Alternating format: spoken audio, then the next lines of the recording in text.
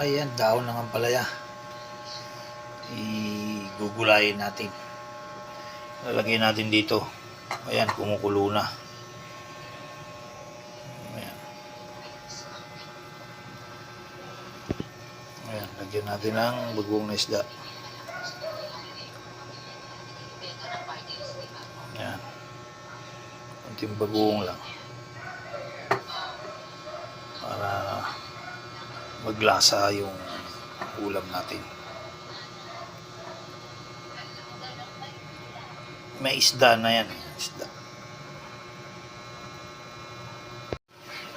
Ayan, lagyan na natin tong ampalaya. Ayan. Daon ng ampalaya.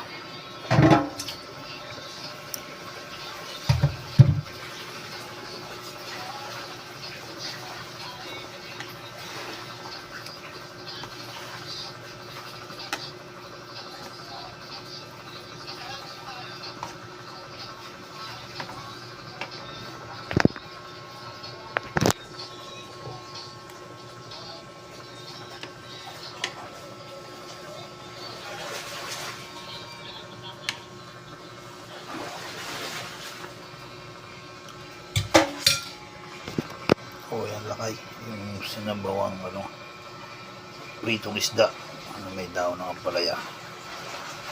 O yan, lakay finish product natin, sinabawang isda na may daon ng ampalaya.